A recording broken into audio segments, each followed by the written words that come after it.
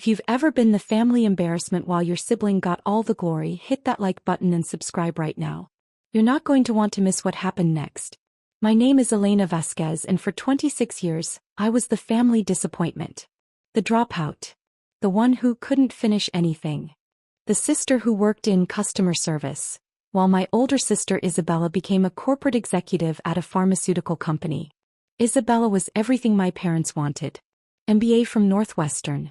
Director of Operations at MedTech Solutions, earning $240,000 a year. Engaged to Christopher Blackwell III, whose family owned a chain of private hospitals across Texas. They lived in a penthouse in downtown Dallas that Mom showed photos of to literally everyone she met. Me. I lived in a 750-square-foot apartment in Deep Ellum that Mom described as Elena's bohemian phase that's concerning at her age. I dropped out of college after 2 years. Couldn't handle the workload, Dad told people, his voice laden with disappointment. The truth was more complicated, but they never asked for it. The family hierarchy was established at every gathering. Isabella would discuss her latest product launch, her team management strategies, her networking at medical conferences. Christopher would talk about the Blackwell Family Foundation, their yacht club, their connections to state legislators. Me. When I mentioned my work, Mom would change the subject within 30 seconds. That's nice, dear. Isabella, tell everyone about the award you received. The award was always the conversation ender. Isabella had won Rising Star in Pharmaceutical Operations from some industry magazine. She'd had it framed, 3 copies. One in her office, one in her penthouse, one at Mom and Dad's house in the living room where everyone could see it. My parents' house had exactly 0 photos of me anywhere visible. They were all in a drawer in the guest room. I'd found them once while looking for extra blankets. The wedding planning started 18 months before the actual date. Isabella wanted perfection. A $380,000 ceremony at the Rosewood Mansion, 300 guests, designer dress, celebrity wedding planner. The Blackwell family was contributing $200,000. Mom and Dad mortgaged their house to pay for the rest. This is a once-in-a-lifetime event, Mom said, her eyes shining. Isabella deserves the wedding of her dreams. I was initially supposed to be a bridesmaid. Then I got downgraded to regular guest, when Isabella decided to only have her pharmaceutical colleagues in the wedding party, for the optics. Then 3 weeks before the wedding I got the text. I was in my apartment reviewing quarterly financials on my laptop when my phone buzzed. Elena, we need to talk about the wedding. Christopher's parents are very image conscious. They've been asking about our family. I think it's best if you don't come. You'd be more comfortable anyway. These aren't your kind of people. Hope you understand. Bella. I stared at the message for a long moment. Read it 3 times. Let the words sink in like stones in water. My own sister was uninviting me from her wedding. I typed back, understood. Nothing else. Just that one word. My phone rang immediately. Isabella. Elena, please don't be dramatic about this. I'm not being dramatic. You asked me not to come. I'm not coming. It's complicated. The Blackwells are connected to everyone in Dallas. Christopher's father golfs with the lieutenant governor. His mother is on the board of the Dallas Museum of Art. They have certain expectations. About what I do for a living. About presentation. About success. About, look, you work in customer service. You live in Deep Ellum. You drive a Honda Fit. Christopher's cousin is a state senator. His uncle owns a private equity firm. Can you understand why this might be awkward? Perfectly clear. Don't be like that. After the wedding, after things settle down, we'll do a family dinner. Just us. Sure, Bella. Enjoy your wedding. I hung up. Sat in the silence of my apartment. Looked around at my modest furniture, my small kitchen, my single bathroom that Isabella had once described as aggressively tiny. Then I opened my laptop and pulled up the calendar for the Austin Governor's Business Awards ceremony. It was scheduled for the same night as Isabella's wedding. April 15th. I'd been planning to skip the awards ceremony to attend the wedding. Not anymore. Here's what my family didn't know, what none of them had bothered to ask about in the 4 years since I'd dropped out. I didn't drop out because I couldn't handle the workload. I dropped out because I'd built something that couldn't wait. During my sophomore year at UT Austin, I'd noticed something. Every small business I talked to, restaurants, boutiques, service providers, was struggling with the same problem. They couldn't afford enterprise-level customer relationship management software. The cheap options were terrible. The good options cost $50,000 to $200,000 annually. So I built something in between. I taught myself to code. Spent every night for 8 months building a CRM platform specifically designed for small businesses. Cloud-based, intuitive interface, priced at $99 to $299 monthly depending on features. Everything a small business needed, nothing they didn't. I called it Client Flow. I dropped out in 2020 to run it full-time. My parents thought I was throwing my life away. They didn't know I'd already signed my first 50 clients and was generating $8,000 monthly in recurring revenue. By 2021, Client Flow had 800 clients and was generating $180,000 monthly. By 2022, 3,200 clients and $640,000 monthly. By 2023, we'd hit 8,500 clients across the United States and were generating $1.9 million monthly, $22.8 million annually. I had a team of 24 people. A CFO who'd previously worked at Oracle. A head of sales who'd built 3 successful startups. A customer success team of 12 handling support tickets and onboarding. My company was valued at $87 million in our Series B funding round in January 2024. But I kept my apartment in Deep Ellum. Kept my Honda Fit. Kept showing up to family dinners in jeans and t-shirts while Isabella wore her designer suits. I worked from home most days, and when family asked what I did, I said customer service.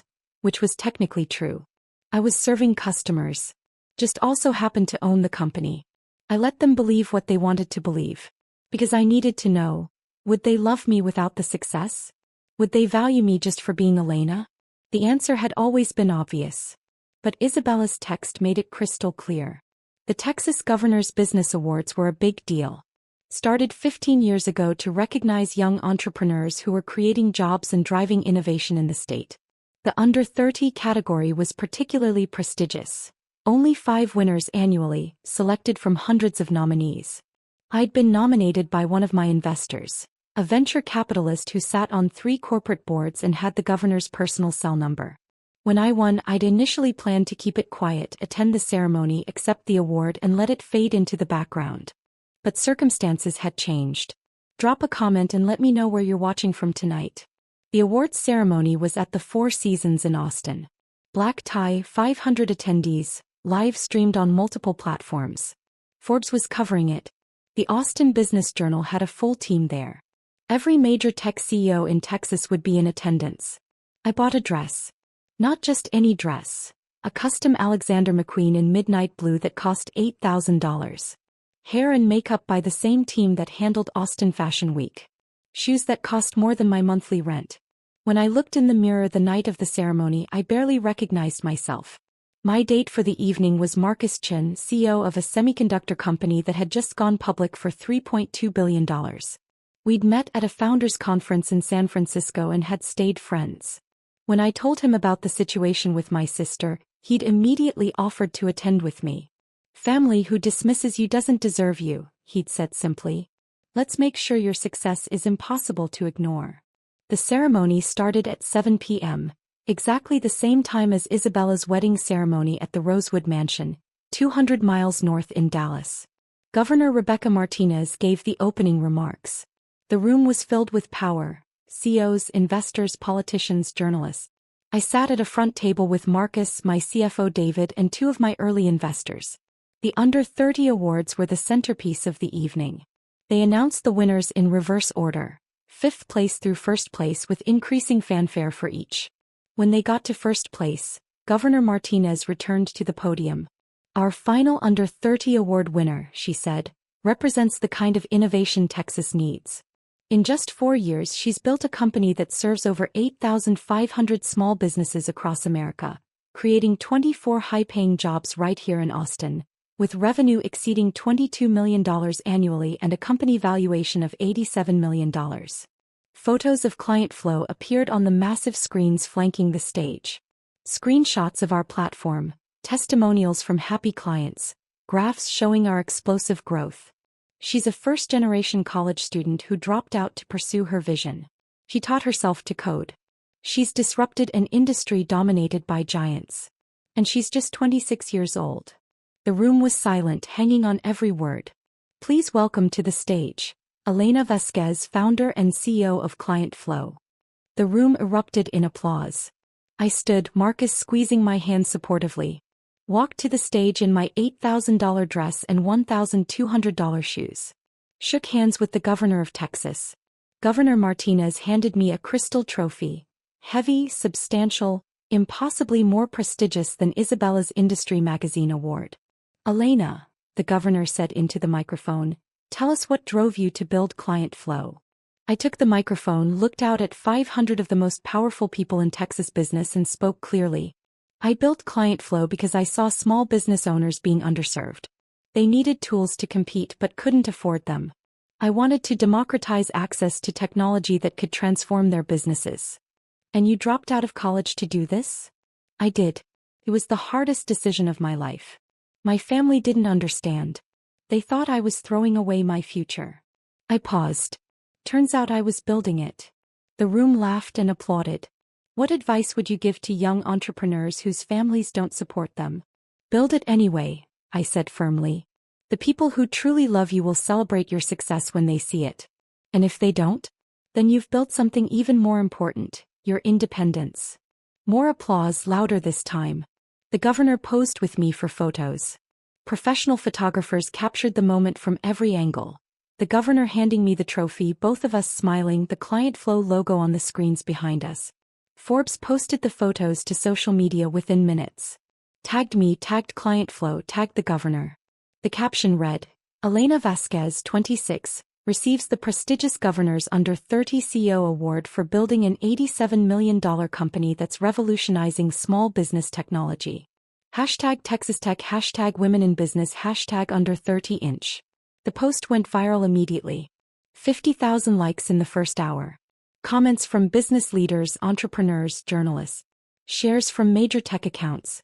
While Isabella was saying her vows at the Rosewood Mansion, I was trending on social media. My phone started buzzing incessantly. I'd silenced it for the ceremony, but I could feel it vibrating in my clutch. Text after text after text. I ignored it. Focused on the evening. Networked with CEOs who wanted to talk about Client Flow's growth strategy. Spoke with journalists who wanted interviews. Posed for more photos with Marcus, with my team, with other award winners. At 10 p.m. during the reception I finally checked my phone. 127 unread messages. The first was from my college roommate. Elena. You're on Forbes. The governor. What the actual fuck? Then my former study group. You built an $87 million company? Then people I hadn't talked to in years. All variations of the same shock and congratulations. And then buried in the avalanche. Mom. That. Isabella. Mom's message was time-stamped 7:47 p.m. during Isabella's wedding reception. Elena, people are showing me photos of you with the governor? Is this real? Please call me. Dad's was time-stamped 8:15 p.m. We need to talk about what we're seeing online. Why didn't you tell us? Isabella's was time-stamped 9:03 p.m. My wedding guests are all on their phones looking at your Forbes feature. You did this on purpose. On my wedding day. How could you? I put my phone away without responding. Marcus noticed my expression. Family. Family. You okay? Better than okay, I said. For the first time in my life, I don't need their approval. The aftermath was spectacular. By midnight, the Forbes article had 200,000 shares. The photos of me with the governor were everywhere. Twitter, LinkedIn, Instagram, Facebook. Business publications were requesting interviews. Venture capital firms were emailing about Series C funding discussions. Client Flow's website traffic increased 847% overnight. We received 2,300 demo requests in 24 hours. Our sales team was overwhelmed. The Texas business community was small and interconnected. It took less than 48 hours for the news to reach Christopher's parents.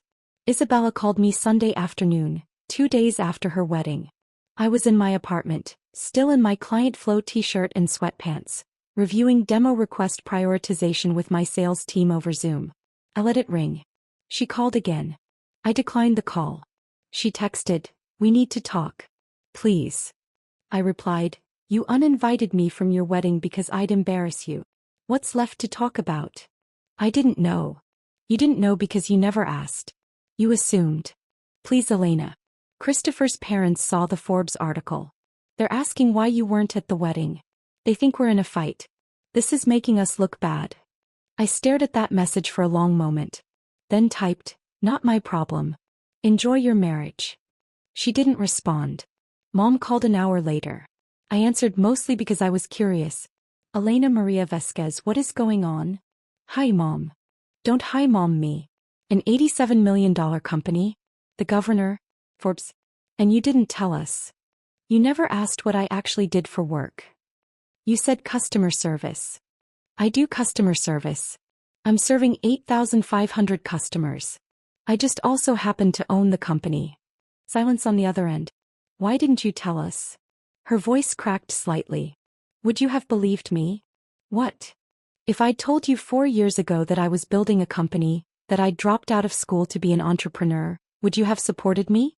Or would you have told me I was throwing my life away? More silence. You have to understand, Elena. We were worried. You dropped out, you were living in that tiny apartment, you never seemed to have any money.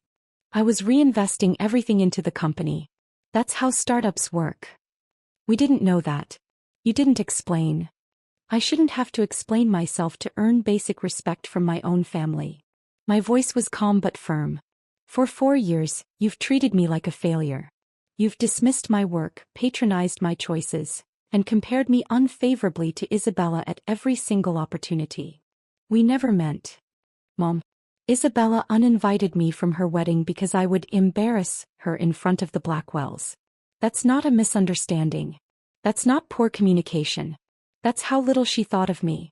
How little you all thought of me. She didn't mean it like that. She meant it exactly like that. And you know what? She was right to uninvite me. Because I would have embarrassed her, just not the way she thought. Hit that subscribe button if you've ever had to prove yourself to people who should have believed in you from the start, because what happened next changed everything. Mom tried to salvage the conversation. Christopher's parents want to meet you. They're very impressed. They said. Let me stop you there, I interrupted. The Blackwells want to meet me now because Forbes said I'm successful. Not because I'm Isabella's sister. Not because I'm worth knowing as a person. Because I have monetary value to them.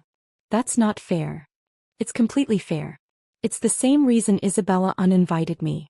I had no value to her social climbing. Now I do. But that doesn't mean I'm available for use. Elena, please. This is tearing our family apart. No, Mom. This is revealing what our family actually is. There's a difference. I hung up. Turned my phone on Do Not Disturb. Got back to work. The business community's response was overwhelming. Within 1 week I had interview requests from Forbes, Business Insider, TechCrunch, and The Wall Street Journal. Speaking invitations from 3 major tech conferences. Series C funding offers from 7 venture capital firms. Acquisition inquiries from 2 public companies which I declined. Invitations to join 2 corporate boards. A request to speak at UT Austin's business school commencement.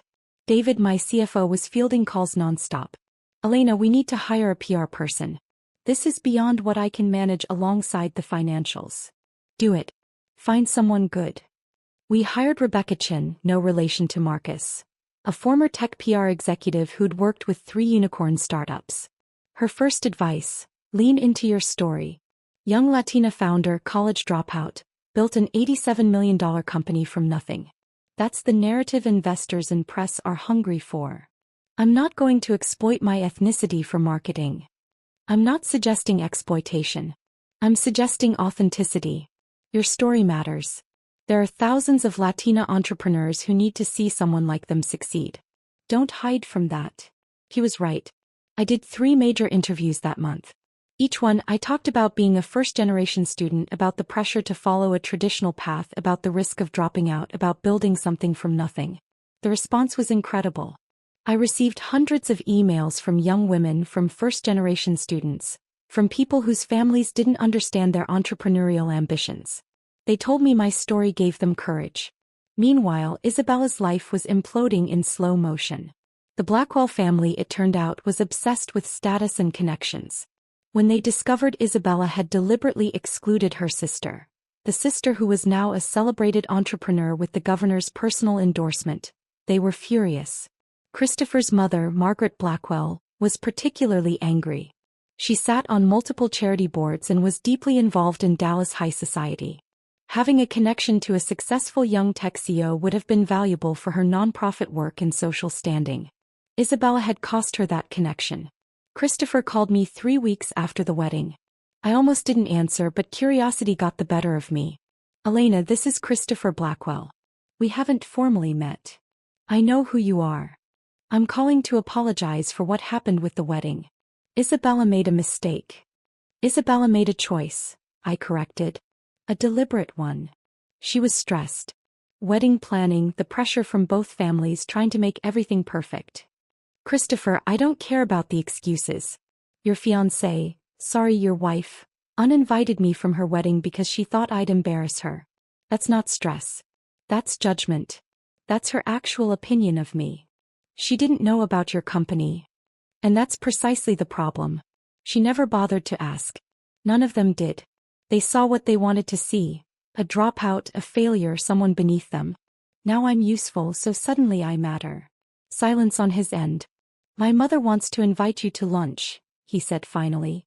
She's on the board of several charities that could benefit from technology solutions. She'd love to discuss potential partnerships with Client Flow. No. I'm sorry. I said no. I'm not interested in partnering with people who only value me for what I can do for them. Tell your mother I appreciate the interest, but Client Flow has other priorities. Elena, please be reasonable. I'm being perfectly reasonable. I'm running a business, not collecting social connections with people who dismissed me last month. I hung up. 10 minutes later, Isabella called. I let it go to voicemail. She called again. Voicemail. Voicemail. Finally, she texted, please talk to me. Christopher's family is furious. His mother is threatening to cut us off from the family foundation. She says I'm an embarrassment who doesn't understand the importance of family connections. Please. I stared at the message. The irony was so thick you could cut it with a knife. I replied, now you know how it feels to be called an embarrassment by your own family. Enjoy it. She tried calling 17 more times that day. I blocked her number. Mom showed up at my apartment the following Sunday. Just appeared at my door, which was bold considering I lived in a building with security and she didn't have the code. Someone must have let her in. Elena, we need to talk. Face to face. I considered closing the door. Instead, I let her in. My apartment suddenly felt smaller with her in it. She looked around, at my IKEA furniture, my small kitchen, my wall of photographs from my travels.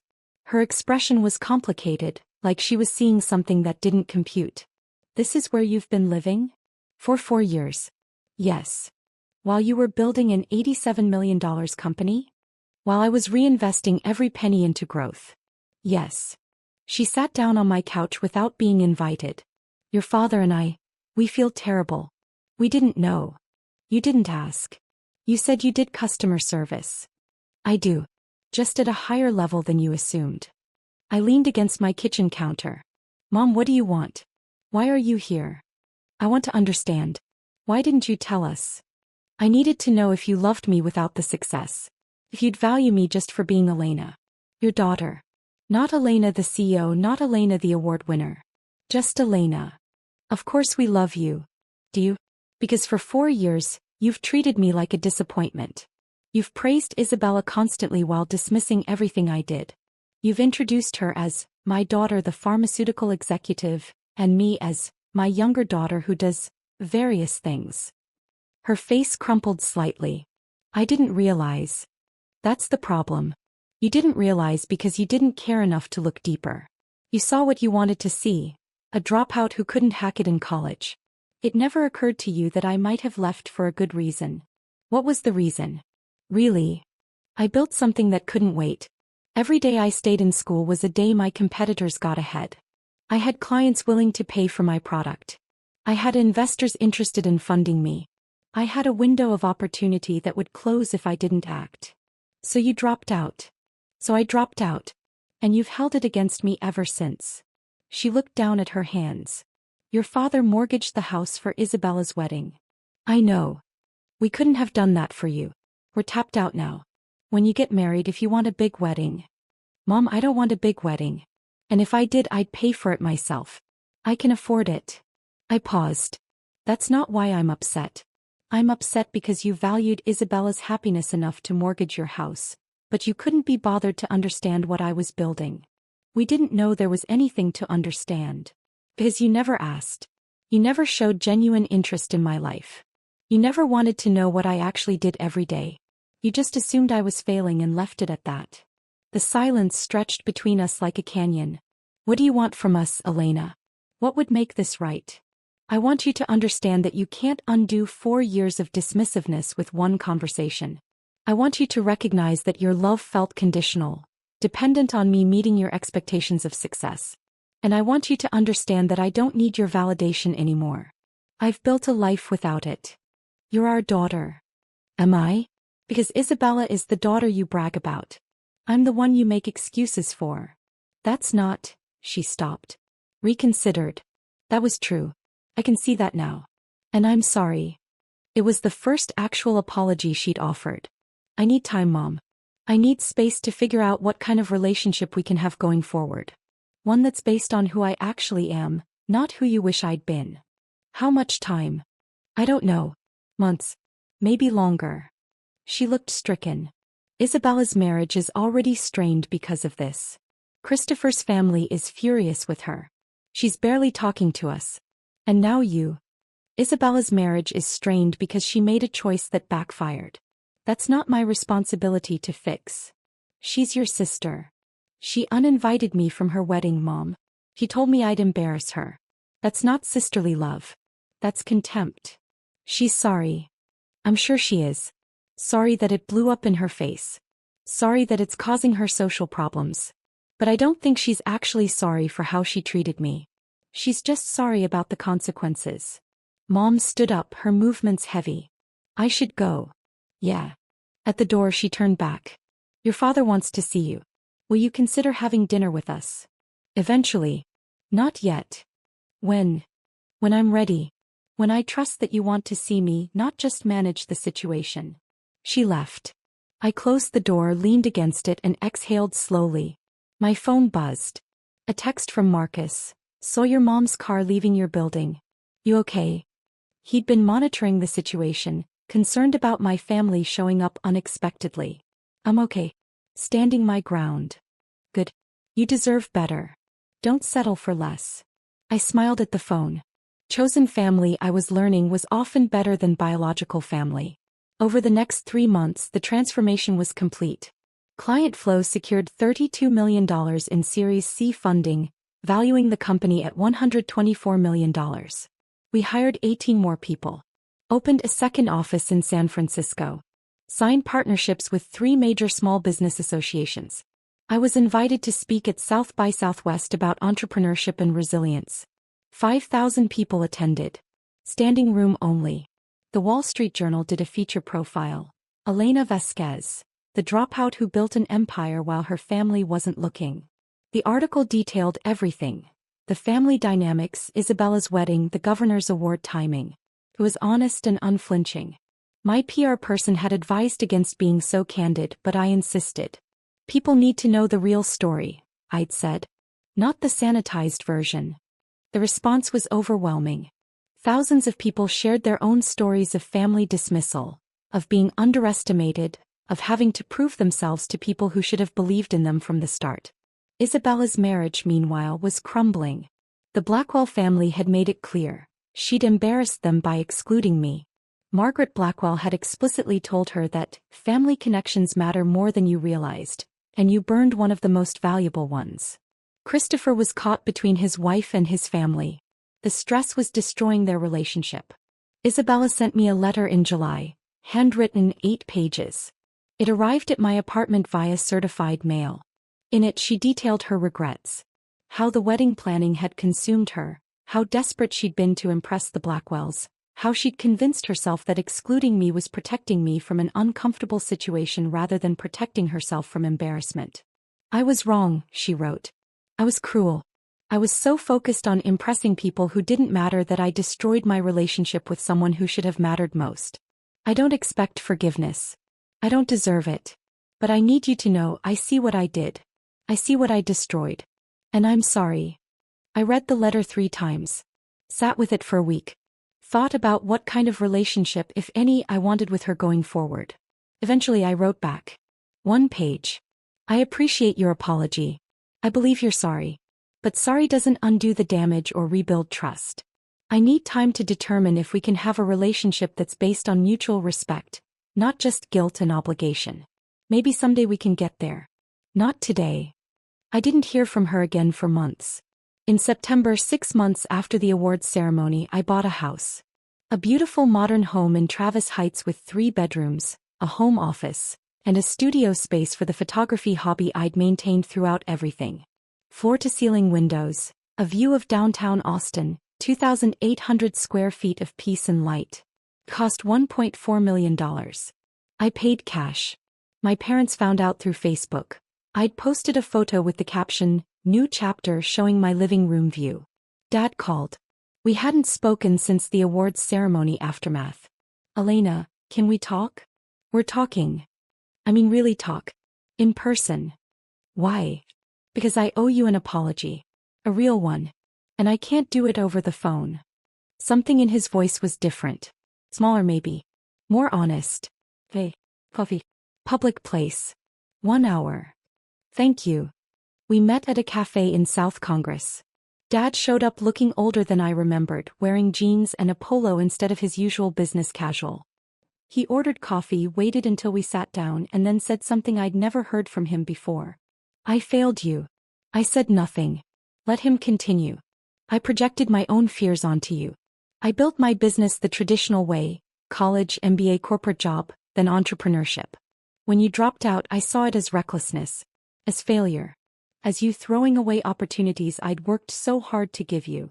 I didn't throw anything away. I know that now. But I didn't know it then. And instead of asking, instead of trusting you, I judged you." His hands gripped his coffee cup. "Your mother and I both did. We treated Isabella like she was succeeding and you like you were failing. And the whole time you were building something extraordinary. I was. And you never noticed. We never looked. That's worse." He met my eyes. "I'm not asking for immediate forgiveness. I'm not asking you to forget 4 years of disappointment and dismissiveness. I'm just asking for a chance to build something new. A relationship based on who you actually are, not who I thought you should be." That's exactly what I told Mom. She told me. She said you needed time and space. I'm here to say, take all the time you need. But please don't close the door completely. Leave it open a crack. Let me prove I can do better. I studied him. Looked for signs of manipulation, of self-interest. Found only genuine regret. "Okay," I said finally. 1 coffee every month. Just like this. Public place, 1 hour. We get to know each other. Really know each other. No assumptions, no judgments. I'll take it. We've been meeting monthly since then.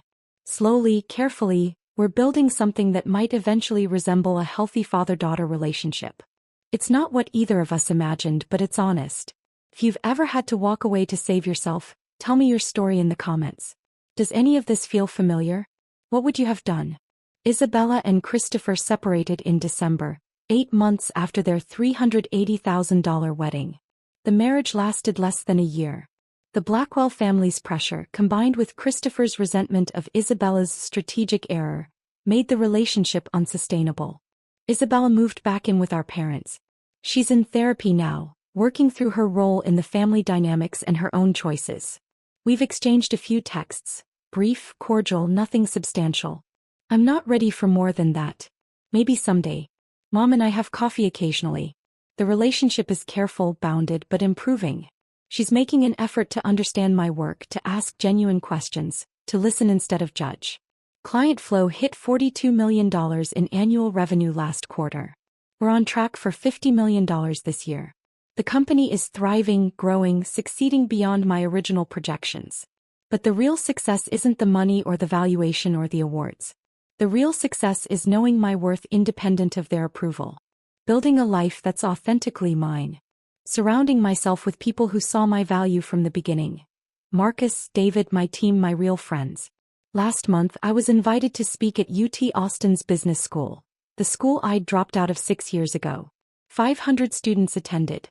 The dean introduced me as one of our most successful entrepreneurs, who had the courage to leave before we finished teaching her. The room laughed. I smiled. During the Q&A, a young woman raised her hand. How did you handle your family not supporting you? I thought about Isabella's text. About mom's dismissiveness. About dad's disappointment. About 4 years of being treated like a failure while building an empire. I built it anyway, I said simply. The people who truly love you will celebrate your success when they see it. And if they don't? Then you've built something even more important than a company. You've built your independence. The room erupted in applause. After the speech, dozens of students wanted to talk, to share their own stories of unsupportive families, to ask advice about taking risks their parents didn't understand. I stayed for 2 hours talking to each one, sharing what I'd learned. Because here's the truth they don't tell you about success. It's not about proving yourself to people who doubted you. It's about building something so authentic, so true to yourself, that their doubt becomes irrelevant. Isabella thought I'd embarrass her at her wedding. In a way she was right. Just not the way she imagined. While she was performing for the Blackwells, I was receiving recognition from the governor. While she was trying to impress people who didn't matter, I was building something that would outlast all of their opinions. The greatest revenge isn't proving them wrong. It's building a life so fulfilling that their approval becomes unnecessary. I'm 28 now. Client flow is valued at $124 million in climbing. I own a beautiful home. I have genuine friendships. I'm building relationships with my parents based on honesty instead of performance. And Isabella? She's figuring out who she is without the Blackwell family approval, without her executive title she quit after the separation, without the validation she'd built her identity around.